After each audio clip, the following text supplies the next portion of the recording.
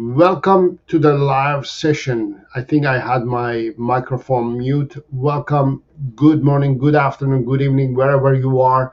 My name is Saro. I'm a dog trainer, also coach dog owners. And in today's video, we're going to talk about how do we deal with our dogs, especially if we are busy professionals who are busy with our lives and want to figure out how to deal with our dogs, train our dogs, have a decent life for ourselves and our dogs. I'm going to talk about all those. I'm going to share some tips and solutions for you.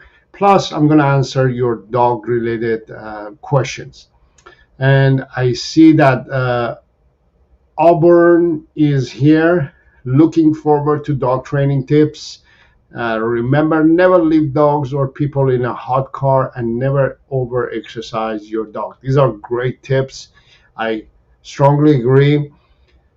Many dog owners and many people actually they don't realize that how hot it gets or how cold it gets when you leave your car somewhere in the summer heat and the winter cold.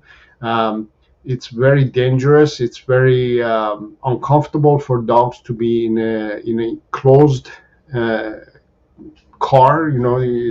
When they're inside of the car, it gets really hot or cold in winter. So definitely, I suggest also not to leave your kids or your dogs inside of the car. Um, yeah, and over exercising also in the summer heat is not good. I highly suggest to uh, focus on training your dog mentally, stimulating your dog and training your dog mentally and stimulating them mentally rather than physically. Happy Paws is here, says hi, Saro. Thank you. Hi, how are you? I hope everything is going well with you guys. Thank you for being. Let me know where you're watching the live session. So I have some tips that I want to share with you today regarding you know being a busy dog owner, um, and also having a dog. People says, when you first started training dogs, how did you get your experience, your knowledge? What would be the first thing you would do over, and what would you change? These are good questions. uh, all right, I'm gonna quickly answer this question and then we get started on our today's topic. um, I got my experience actually, getting involved with dog related activities. I started training my own dog, right? Just typical people do that. They sign up for a dog training class and they go to dog training class. I got involved in that. And then what happened is it didn't fit in with my um, beliefs, because I had a dog who was his name was Jonah. This one, he wasn't food motivated, so I had to figure out how to train this dog, this beagle, who was not food motivated. So I had to start there, figuring out how to do that. That got me into interested in just working with dogs and learning about dogs, and then I got into dog agility, started doing some dog agility, and then because I was involved with these things in activities, uh, I started making a friendship with a dog trainer, and this dog trainer gave me some tips and ideas, and I liked the idea that I could be a dog trainer. I want to be a dog trainer as well. So that got me interested. I started working for that person, and this person had a doggy daycare. I started getting involved with that. I started working in a doggy daycare, uh, lots of dogs. That's how I got experience. I worked with dogs. I started literally working with dogs. And what would be the first thing that you would do over, and what would you change? Um, I think what I would do if I had the chance to go back, I would study even more about dogs. That's what I would do. And what I would change the way the dog industry is working and the way it's operating. That's what I would change. Yes.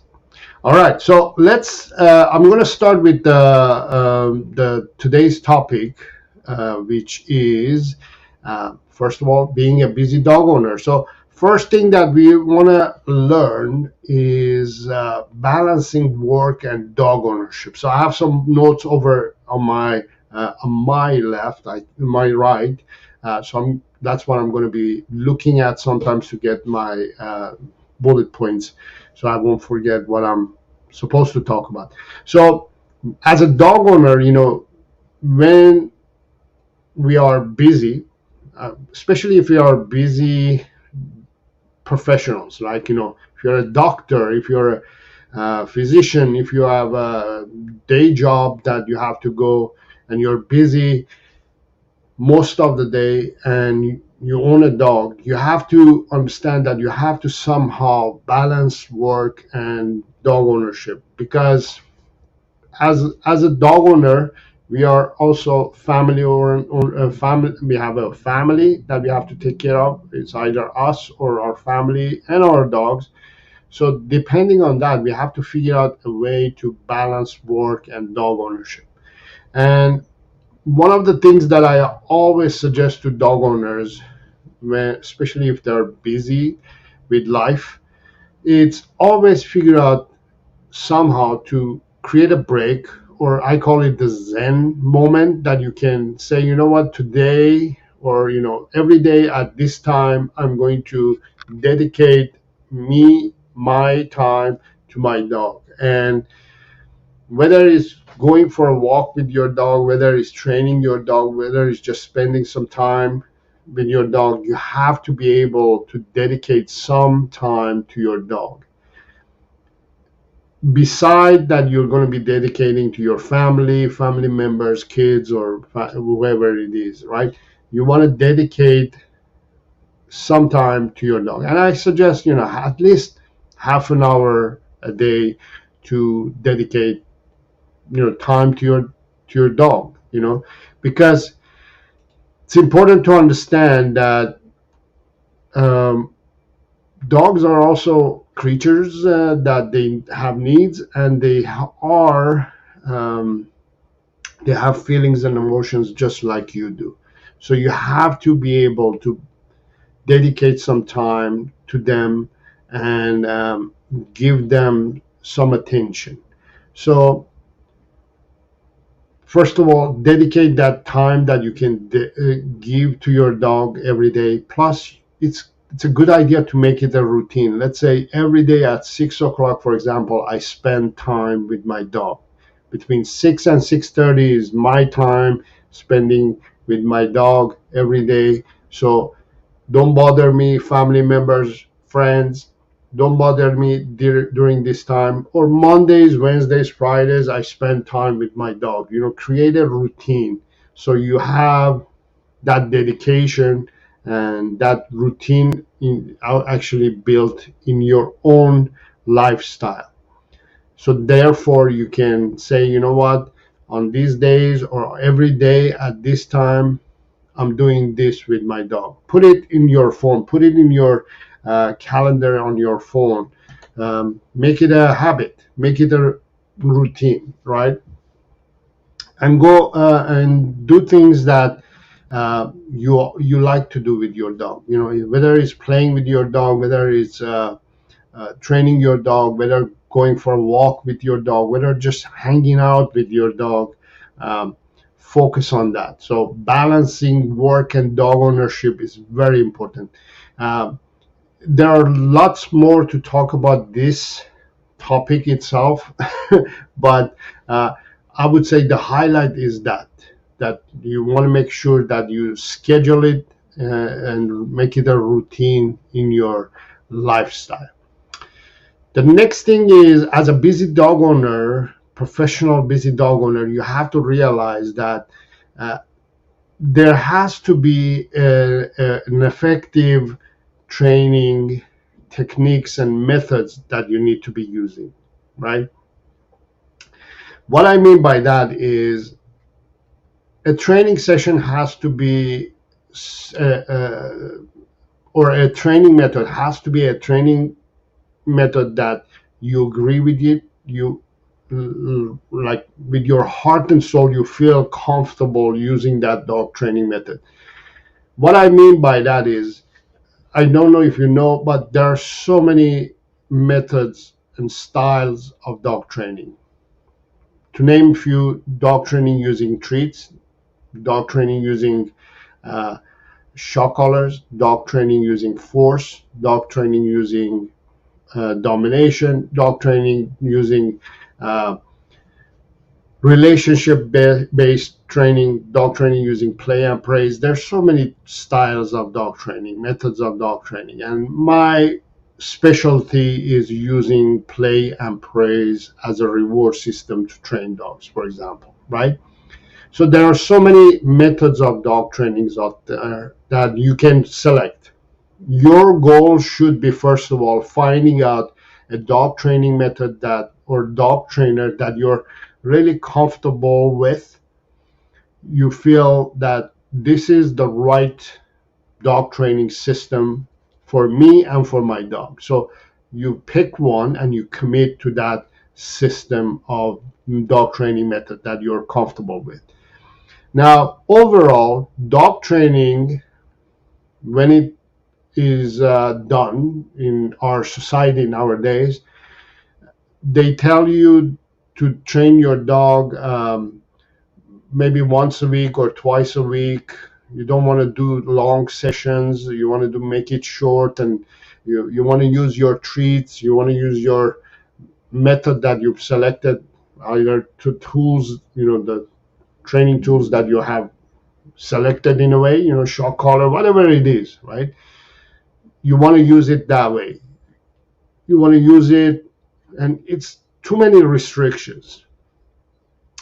What I suggest you to do is pick a dog training that, again, it's suitable for you, and make sure that you're comfortable with it. And dog training using play and praise reward system, first of all, gives you that ability to make short, effective sessions to train your dog, because dog training shouldn't be long. You shouldn't be training your dog more than 15 minutes a day, right? I suggest to train your dog actually every day. So what I mean by that is, when you select dog training using play and praise reward system, and I'm going to focus on using play and praise as a reward system because that's my specialty. I don't want to talk about other dog trainers. I have talked about other dog trainers and other dog training methods in my channel, but let's focus on dog training using play and praise as a reward system.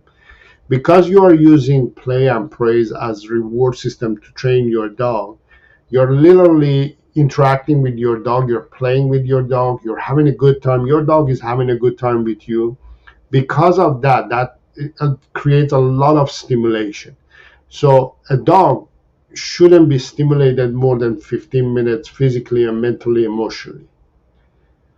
So 15 minutes is ideal time to train your dog because it's short and effective, right? And when you're doing that, you get better results. Whereas other dog training methods, including dog training using treats, they suggest you train your dog once a week or a couple of times a week using treats for an hour or something, right? Where it's not healthy, it's not realistic. Especially for a busy dog owner, you don't want to invest that long time to train your dog. What you want to do instead is, remember in the beginning I was saying you want to have that time management, have some time with your dog on daily basis. So let's say if you're going to spend half an hour with your dog, 15 minutes of it you're training your dog, the other 15 minutes you're kind of hanging out with your dog, just having a good time with your dog. So 15 minutes a day to train your dog is very effective. It's a short session that you're going to focus on training your dog literally on the basics. You want to focus on training your dog the basics. Is it making sense or what? So I'm gonna get into some of your questions that you have. Let me see what's going on in the chat area. Happy Paws. I know you're excited to become a dog trainer, but I'm not focused on business of dog training today. More focused on dog training, dog owners, and dog training tips. Let me see. Question from Oberum. It says, "Sorry, you are from Serbia." No, I'm not from Serbia, actually. Nice accent. What do you think about dog Olympics like Frisbee competition? Do you think state fair, local fair can host dog competitions? I'm not from Serbia. I'm Armenian. I'm Armenian, and currently I'm living in Canada. I am a Canadian, Armenian Canadian living in Canada. Uh, I'm actually Armenian original, but actually Canadian. That's what I am. Uh, I think it's a good idea, frisbee competition for dogs in Olympics and competitions like that. As long as you're not harming the dog and the dog is doing what it likes to do, I think I'm good with it. Should be fine and fun. Trevor says, "Can you train a dangerous large dog that has been trained to be kind to strangers?" Wow, this is a good question, and it has a really deep answer, actually. But I'll try my best to answer your question as fast and quickly as possible. Can you train a dangerous large dog? First of all, we have to understand, why did this situation happen, became a dangerous, and why is it that we don't have control over this dog? Whether it's large or small, why is it that we don't have control over this dog? All these things matters, especially when we have trained a dog using treats. We have already caused a lot of problems to develop, not just because we use treats to train the dog, but I'm sure there has been lots of things happening behind the scenes that has caused this dog to become dangerous and not controllable. So treat training has caused a little bit of problem, I would say, in both the dog and the dog owner. What I mean by that is the dog owner has relied heavily on the treats and has used treats to train this dog without having any success. And the dog has become probably dependent on treats in order for it to change its behavior or do something for this owner. And when you're relying on treats and food, then you're not able to make an proper impact in your dog training journey. Whenever you rely or depend on anything, tools, gadgets, treats, things like that, you're not really impacting the dog's behavior, because you're relying on something else to make a difference in your dog's behavior. Behavior doesn't change using external tools and gadgets. Behavior changes when internally the dog chooses to change its behavior. Internally, what I mean by that is by when you are able to change a dog's emotions, feelings, and that's the time that the dog says, I'm okay, for example, in this case, with strangers. I feel fine being around strangers. Internally, the dog has to feel safe and secure and confident in order to say, I'm okay with strangers. When we are using treats or tools or gadgets, we are trying to externally change the dog's behavior. So let's say if the dog is reactive to strangers and we're using treats or gadgets or tools such as shock collars and prong collars and things like that, and we are trying to change the dog's behavior, we're externally physically trying to change the dog not to react to strangers, whereas internally the dog is still afraid of whatever it is, the strangers, let's say. So the dog has to change internally. And how do you change a dog internally? Is by working on the dog's feelings and emotions. Um, what I mean by that is, if a dog, for example, is reactive to strangers, is probably afraid of those strangers. And why is it that this dog is afraid of these strangers? Because it had a bad experience and in its life, and now it's afraid of strangers, and because it's afraid, it wants to get rid of that problem, that fear, so it reacts to these strangers. And the way you can fix a dog who is fear motivated, fear reactive, or reacting to strangers because of fear is by uh, changing its emotions and feelings about the way it feels. And the way you do that is by working internally using play and praise as a reward system. When you start helping a dog to start playing and praising it, into that affects the internal part of the dog, because playing it means I'm having a good time, I'm having a positive experience being around, for example, strangers. And when you feel that way, you can include some training in there and impact the dog to feel comfortable around strangers. You know what I mean? It's a little bit, this topic itself, it's a live session itself, but I hope I was able to give you some tips there that you can start working. So far we talked about balancing work and dog ownership. We talked about effective training techniques. Now we're going to talk about utilizing technology. What I mean by utilizing technology is, in this day and age, we have the opportunity to um,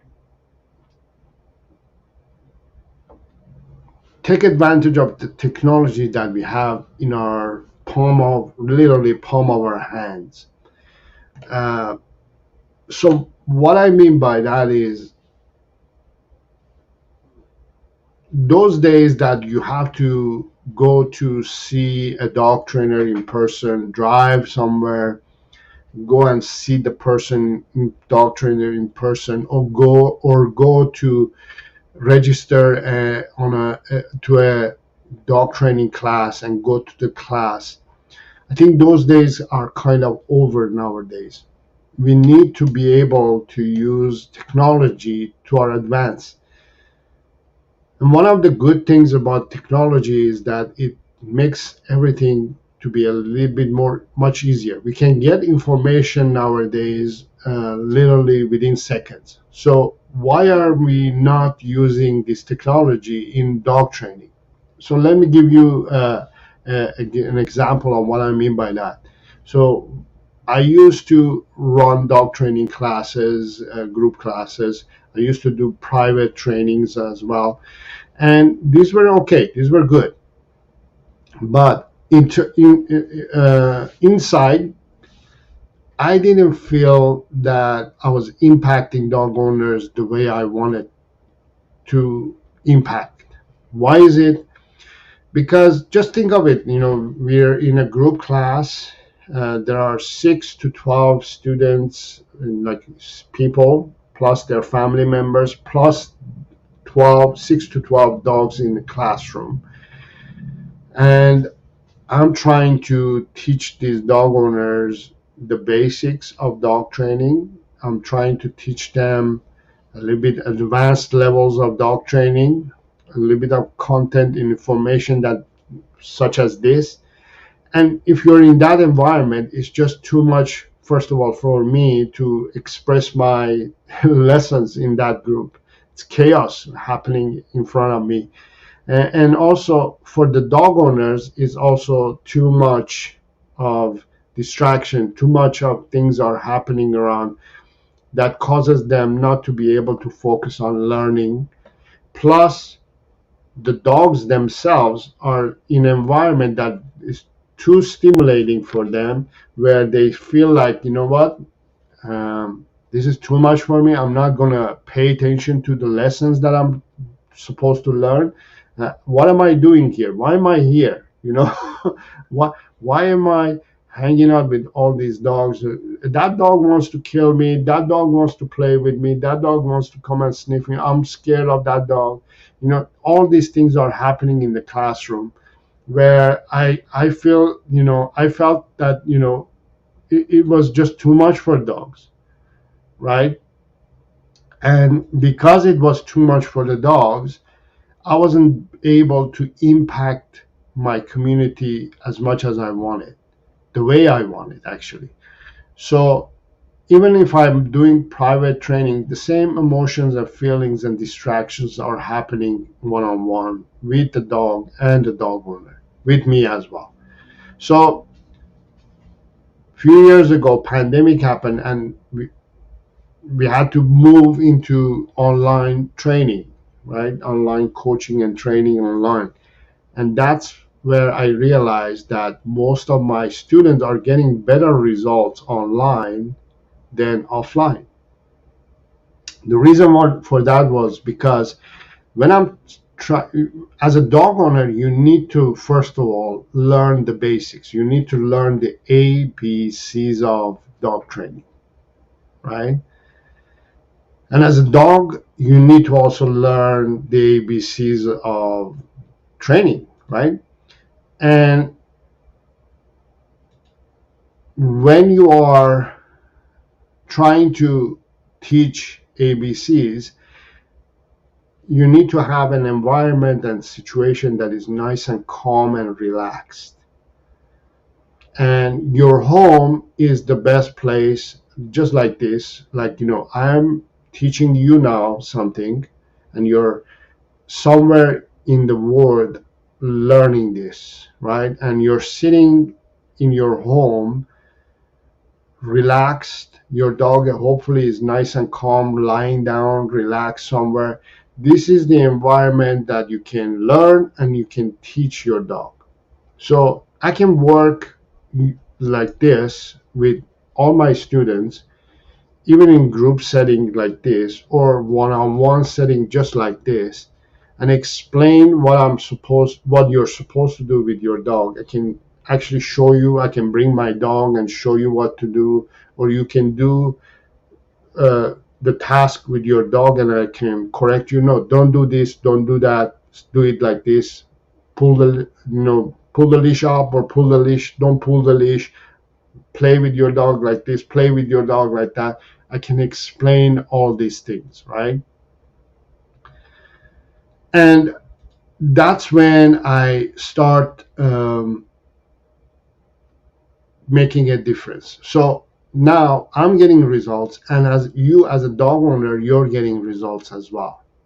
So it's a very great tool to take advantage and use technology to train your dog. Because as a dog owner yourself, you have to know the basics first before you get into the level that you have to go to a obedience class or any dog training class, or work with a dog trainer one-on-one in person.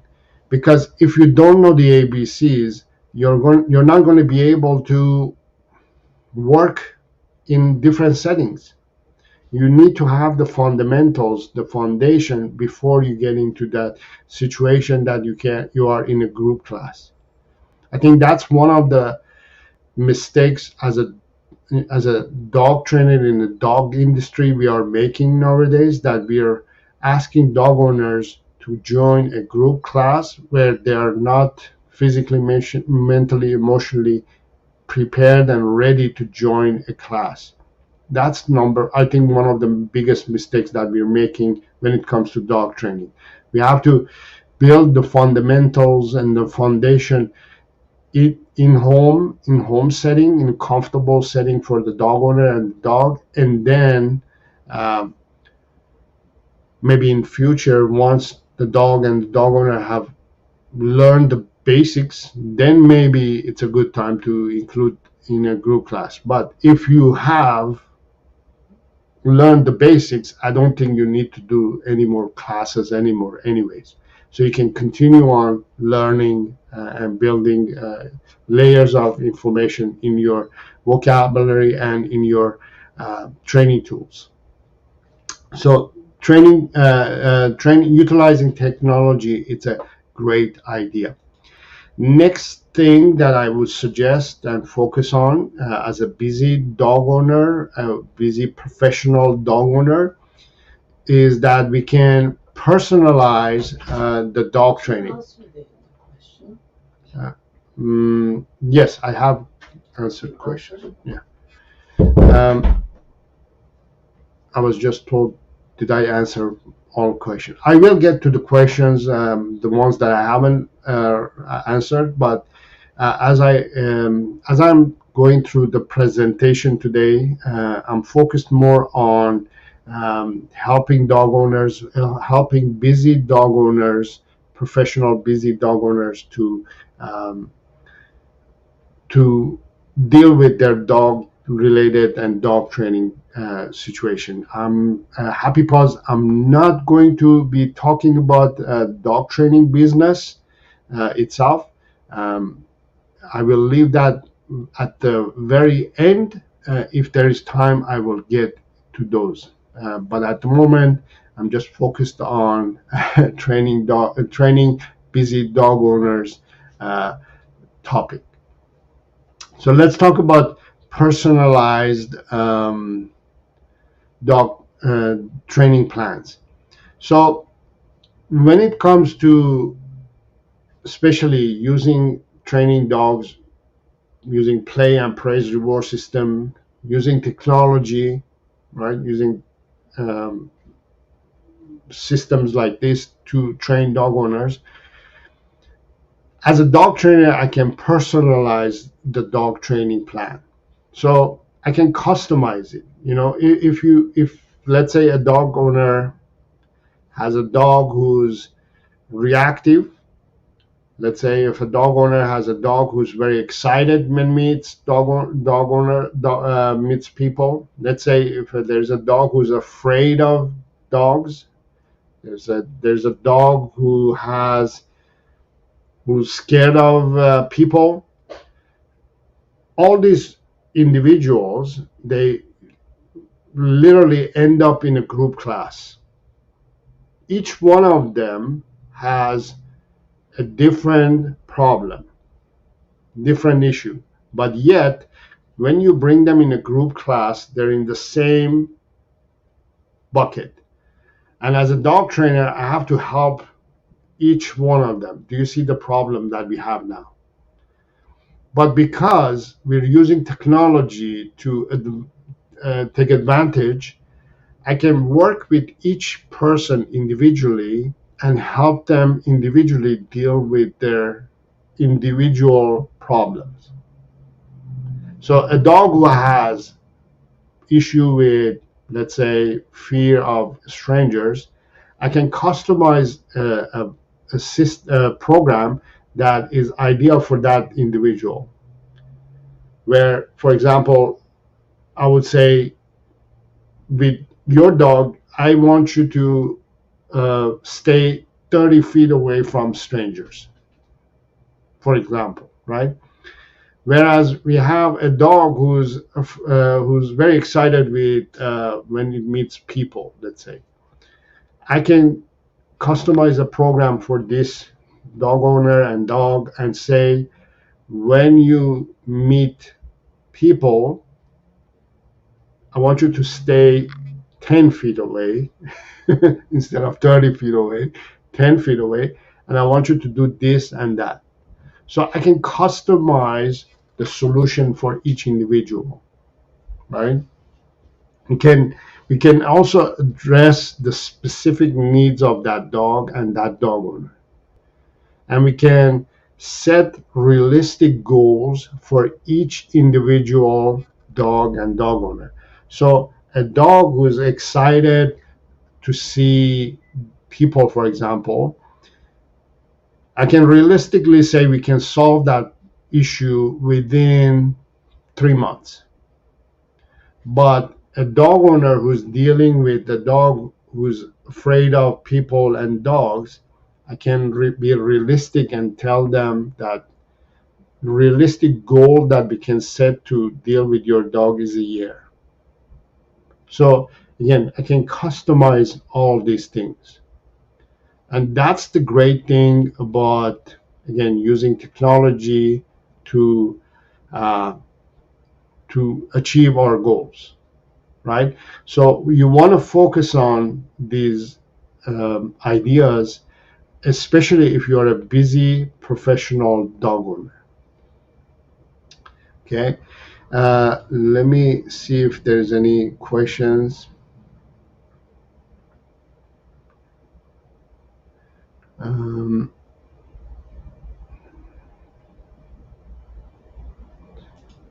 Happy Pause is asking, do you ever use hot dog for training? Of course not.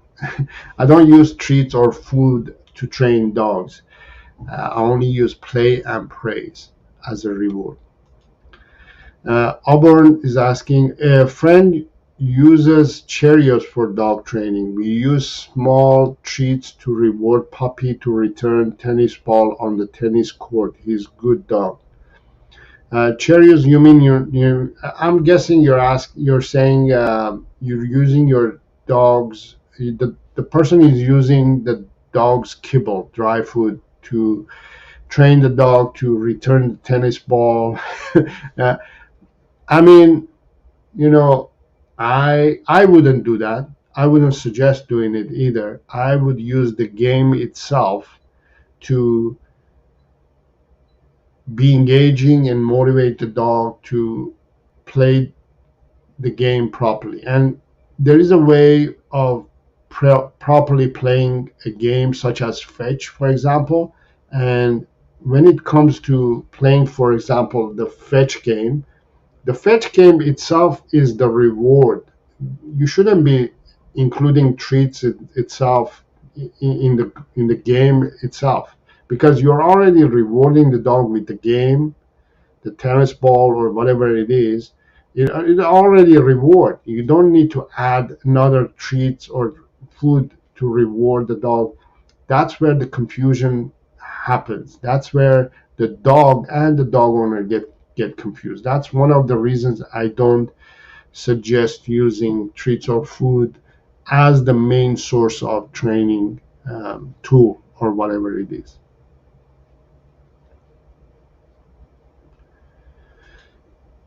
This is a good question as well from Happy Pause. What's the ideal length of training time for new clients? An hour and a half to 2 hours.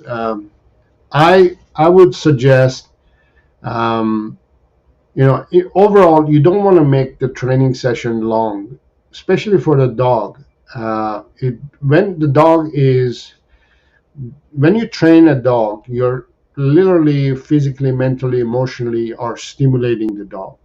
And dogs cannot be stimulated more than, I would say, half an hour, more than 20 minutes, basically. Because what happens is after 20 minutes, they get overstimulated and they can't learn, they can't tolerate physical, mental, emotional stimulation anymore, and they start getting stressed and anxious. So I don't suggest. So This is why I don't train the old-fashioned way, which is, as a dog trainer, I go to somebody's home and we book an hour or 2 hours of dog training, and I invest 2 hours, an hour into training that person or that dog, and the dog owner is exhausted, the dog is exhausted, I am exhausted. We're trying to get something out of this training session, and we're rushing, we're trying, the person is saying, I've paid you, come on, give me results, give me information and all that, and you're trying to get that information to the dog owner. It's very unhealthy. I don't suggest um, to do something like that anyways, because it's not beneficial for dogs and dog owners. I don't suggest training dogs more than 15-20 minutes, and I don't suggest coaching and training the dog owners more than half an hour either. So it's not healthy to train a dog for hours. you know you're causing a lot of stress and anxiety to develop in that dog and in that person, in a way. So as we are talking about, so remember, one more thing as well. I have a handbook. Let me see if I can share with you. Hold on, just give me a second. I forgot if I can. I forgot about this, but I can show you actually. So I have a handbook that you can grab today. Actually, the information, the link to this handbook is in the description below. Let me see if I can share the screen with you so you can see it. Um, it's the Busy Professional Guide to Transforming Your Dog's Behavior. All you have to do is just a couple of information that you have to enter, and I will be sending you the handbook. In this handbook, I go in depth regarding the topic that I'm talking today, and which is, how to deal with dogs, especially if you're a busy professional, and how to transform your dog's behavior. So I highly suggest you, if you have a minute, go to the description of this video and grab this handbook. It will be a great handbook for you to follow through the live session today as well. And the other thing that I wanted to share with you is, and we're going to continue on our topic today, but a few weeks ago, I talked to, I had a little conversation with the Companion Collective podcast, where I talked about unlocking the life lessons that we learn with living dogs, when we live with dogs, and through force-free training. And I'm going to put the link of this video soon in my community tab. If you go to my community tab, it will be there. So I highly suggest you to go ahead and listen to this podcast as well.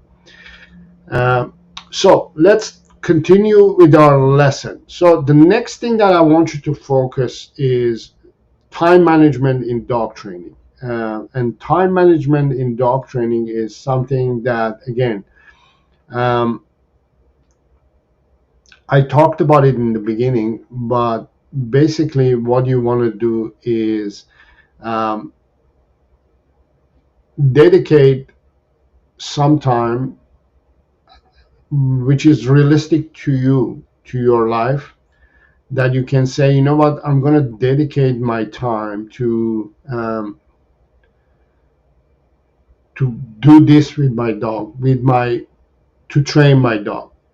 So the time management that I suggest to focus on is, as I said before, 15 minutes of dog training, right? But I want you to focus on that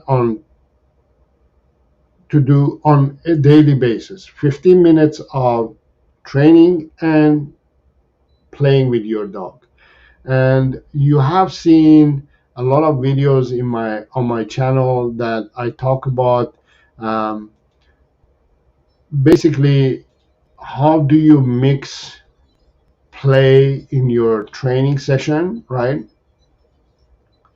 So let me show you an example of what I mean. How do you mix uh, dog training with your daily activities, and how do you train a dog using play and praise?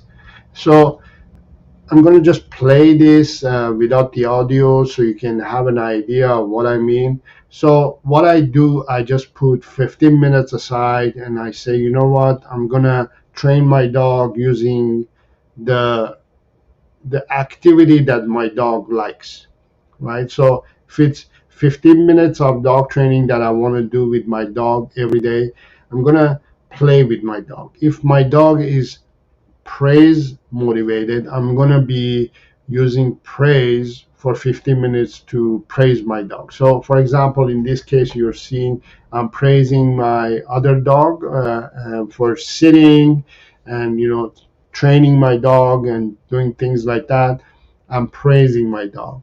And if my dog, for example, is play motivated, I just use the play to train my dog. So for 15 minutes, I'm just doing that. I'm just either playing with my dog or I'm praising my dog, right? I'm doing things that my dog loves, and I'm combining training and play and physical and mental stimulation at the same time. So I'm managing my time wisely, right? If I'm going to be spending, let's say, half an hour, 15 minutes, half an hour a day with my dog, I'm going to be doing something that my dog loves. In this case, for example, Annie loves to play, fetch and play ball and things like that. I would do that. I would play with my dog. And meanwhile, I'm going to train my dog. So I'm hitting many birds at the same time, but I'm using my time, I'm managing my time properly, right? So that's very important for you uh, to understand that not only you need to manage your time properly, but also hold on, this one I have to say. There we go. So this way I can deal with my dog's common behavioral issues. What are the common behavioral issues? There are few behaviors that it's very common in dogs that are unwanted, such as barking, um, growling, not coming when not listening, right? Um, Jumping and things like that.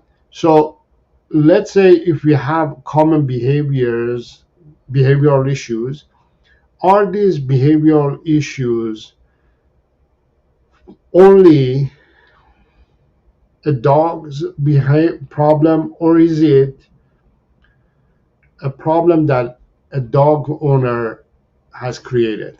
Let me explain. In my opinion, if a dog has behavioral issues, mainly it is because the dog is giving the dog owner a signal that there is a problem with the dog's life and also the dog owner's life. What I mean by that is, if a dog is jumping and barking and doing all these unwanted behaviors, yes, we can address them, but the main reason this dog is misbehaving is because the dog owner didn't have enough time as a busy dog owner, right? Busy professional. We don't have time to deal with our dogs overall, let alone just train them also. So what we do, we don't manage our time properly. We don't invest time to train our dogs. We don't invest time to spend time, proper time, quality time with our dogs. We don't use proper dog training techniques and methods, and we don't do anything, and we expect our dog to behave normal. And because we don't do any of this, and we don't manage our time properly, we don't train our dogs get stressed, and the way that they can communicate that feelings and emotions is by doing behaviors. And when they do behaviors that are unwanted from human point of view, the human says this dog has behavioral issues. Whereas the dog is telling you that, hey, I don't have behavioral issues. You have a problem with your life that you can't manage it properly to take care of me and look after me and do the things that you need to do regarding balancing work and dog ownership. And also, you're not using proper dog training methods because you're just doing whatever, and because you're not using technology to take advantage of learning to take proper steps to train your dog, and you can't figure out what to do with your dog, and you're not managing your time properly, you end up with a dog who has behavioral issues. So behavioral issues are something that we can address it, but we have to go to the core issue, which is dog owner has to learn how to own a dog. Which brings me to the importance of patience and persistence. So what I mean by that is you need to have patience when it comes to dogs. Overall, your life, you have to have patience. Patience means having the time to say, you know what, I'm going to take care of myself. I'm going to put aside time to take care of myself, my well-being, whether it's by meditating, whether it's by working out, whether it's by going for a walk, whether it's by reading a book, whatever it is, you're taking care of yourself. And patience has to teach you that there's a dog in your life and you need to take care of that dog as well. And persistence is something that I call consistency.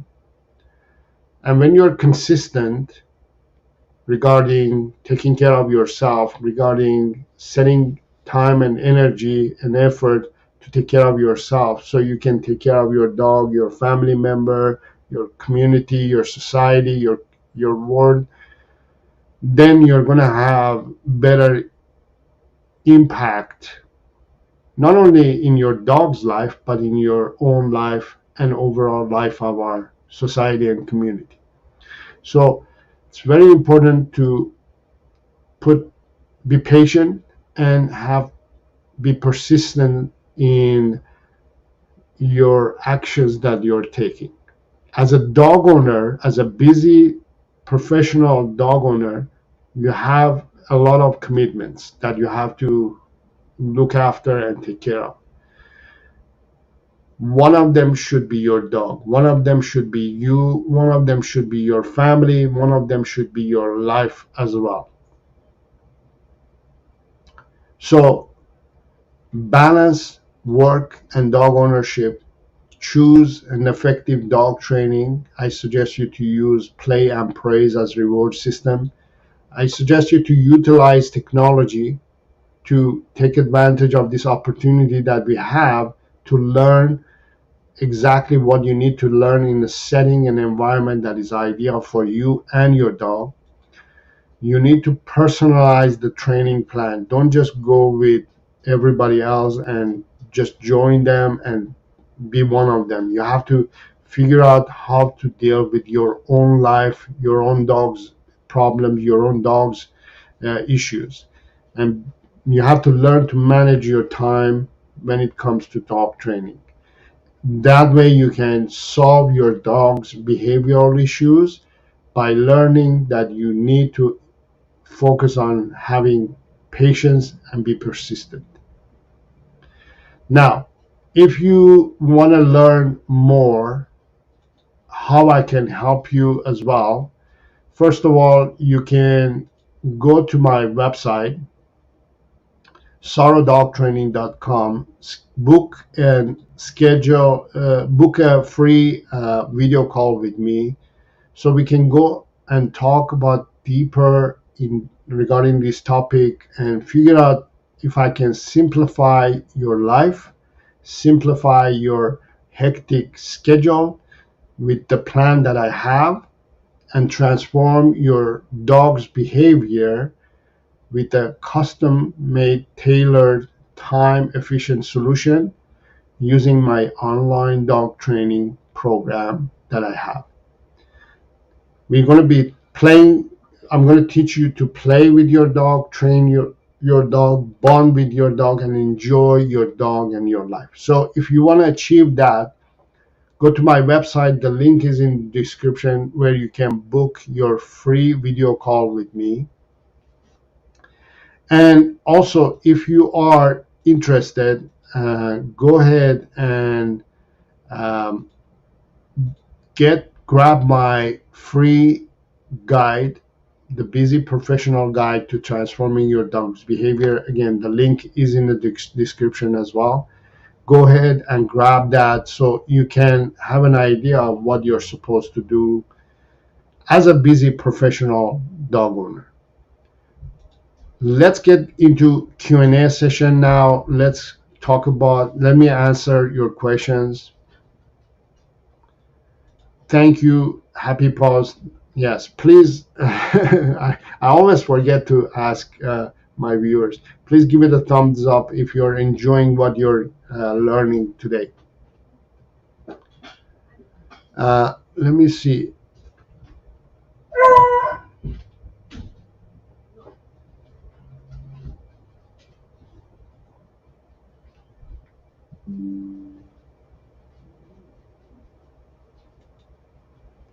Uh, John the Beagle Dad is here. John Cipolla. Nice to see you as well, to be here. Thank you for being here.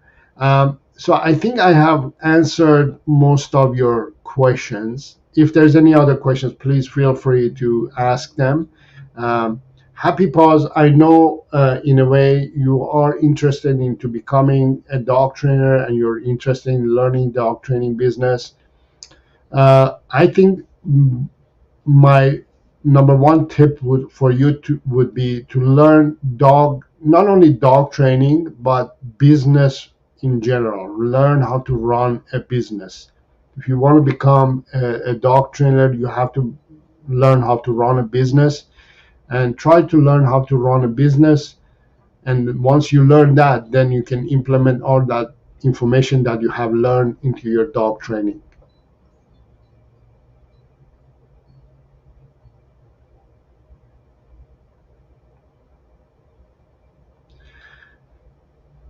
Auburn says, Happy Paws, please don't let money be the motivation. Better to read dog books, but Saro has very good advice. Just train dogs because you love dogs. Dog grooming is a great business. Yeah, I think there's a conversation going on. I think, yes. In general, if you are interested into becoming a dog trainer, I suggest you to learn, as I said, business, because it should be a business. you should consider dog training as a business before you get into the dog training itself. You need to be also educated about dogs and dog training. You need to be qualified to be a dog trainer. And as a dog trainer, you need to learn the latest information about dogs. And that is one of the challenges that many dog owners have, dog trainers have nowadays, is that they are stuck to an old way of dog training, and they can't get over that ideas that they have learned in the past. I have learned an idea that I'm very committed to it too, but what it is, I update my information and implement this information that I receive to my own dog training method. I try to not to I don't want and I don't need to use treats or food to train dogs, and I educate dog owners not to use. The reason for that is because I know that using play and praise as a reward system is much more natural, healthier, and more effective way of training dogs. And when we use anything but play and praise, let's say, we're starting to rely on tools and gadgets and treats and ideologies that are causing our dogs to be dealt with externally rather than internally. If you want to change a dog's behavior, you have to change the dog's internal feelings and emotions. That's the only way. Other than that, you're externally changing a dog's behavior using band-aid solution. That's my 2 cents in there.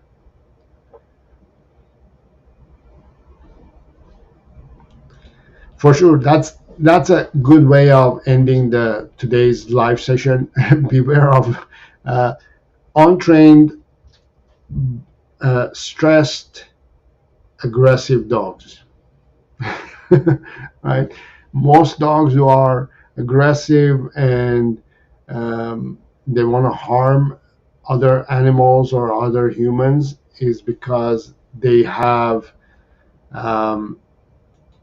not been dealt with properly. Yes, take care. Thank you everybody for being here. I hope you enjoyed today's lessons and today's live session. If you have any questions, feel free to ask your questions in the comments area. If you like this video and enjoyed this session, please give it a thumbs up, share this channel, share this video with other dog owners as well. And if you want to work with me, just simply go to my website, Saro Dog Training, and or use the link in the description to set up a free video call with me to go over your own personal challenges that you're having with your dog, to see if we can work together and get you the results that you want. Don't forget to grab my free handbook that also will guide you to how to deal with your busy professional life and how to help you with your dog related issue as a busy dog owner. Grab the handbook. The link is in the description below as well. Thank you all for being here. Enjoy your dog, enjoy your life with your dog, and have fun with your dog. I'll see you next time, and until next time, have fun with your dog.